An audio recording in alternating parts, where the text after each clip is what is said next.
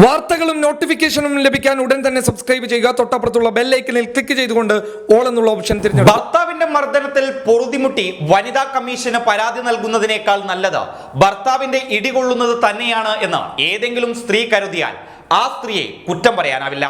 കാരണം വനിതാ കമ്മീഷൻ അധ്യക്ഷ MC ജോസഫൈന്റെ പ്രവൃത്തി കണ്ടാൽ ആരായാലും അങ്ങനെയൊന്ന് ചിന്തിച്ചു പോകും. ഭർത്താവ് പീഡിപ്പിക്കുന്നുവെന്ന പരാതി പറയാൻ വന്ന സ്ത്രീയെ പരസ്യമായി അപമാനിച്ചു വിട്ടിരിക്കുകയാണ് വനിതാ കമ്മീഷൻ അധ്യക്ഷ MC ജോസഫൈൻ.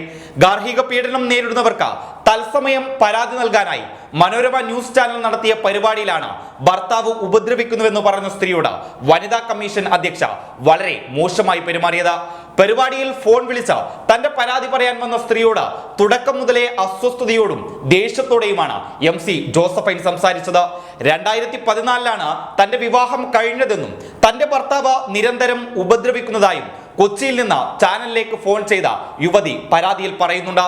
കുട്ടികളില്ലെന്നും ഭർത്താവും അമ്മായിയമ്മയും തന്നെ ഉപദ്രവിക്കുന്നുവെന്ന് പറഞ്ഞപ്പോൾ എന്തുകൊണ്ട് പോലീസിൽ പരാതിപ്പെട്ടില്ല എന്ന് MC ജോസഫൈൻ ചോദിച്ചത്.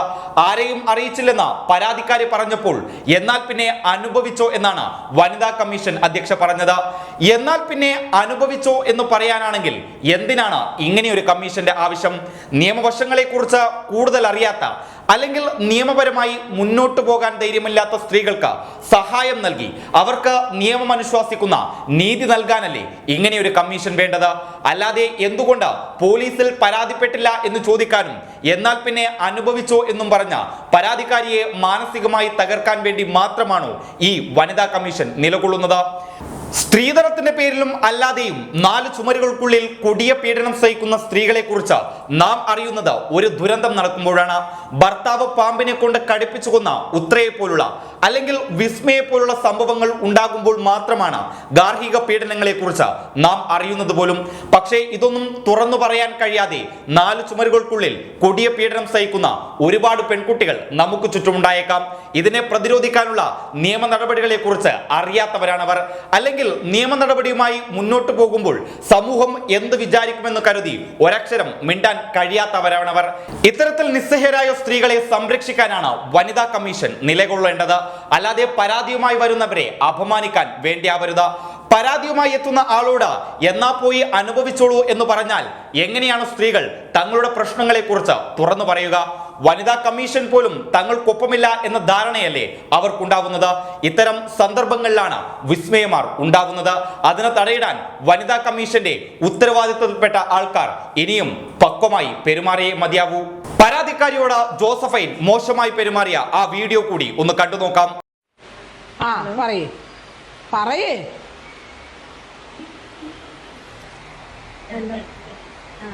2014 നിന്റെ കല്യാണം കഴിഞ്ഞത്. ഹലോ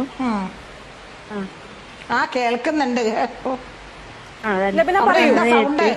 ഏപ്രിൽ 20 ഞാനിവിടെ ഇല്ല. അങ്ങനെ ഇല്ലായ്മ എല്ലാം പറഞ്ഞു കൊടുത്തു. ഇത് എവിടെയാണ്? എറണാകുളത്ത് എവിടെയാ വീട്? എന്തോ ഇതെന്താ ഇങ്ങനെ സൗണ്ട് ഉണ്ടാക്കുന്നത്? കേൾക്കുന്നില്ല, ഒന്നും മനസ്സിലാവുന്നില്ല. എറണാകുളത്ത് നിങ്ങൾ പറഞ്ഞ എനിക്ക് മനസ്സിലാവുന്നില്ല. അവിടെ എന്താ നിങ്ങൾക്ക് കുട്ടികളുണ്ടോ? പിന്നെ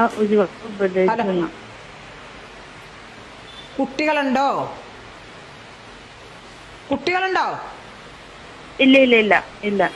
കുട്ടി നിങ്ങളുടെ ഭർത്താവ് നിങ്ങളെ ഉപദ്രവിക്കാറുണ്ടോ? ഉണ്ട്. അമ്മായിയമ്മയും ഹസ്ബൻഡും കൂടി. നിങ്ങള് അപ്പൊ നിങ്ങളത് എന്തുകൊണ്ട് നിയമ പോലീസിൽ അറിയിച്ചില്ല? ഞാൻ അതേ അറിയിച്ചില്ലായിരുന്നു.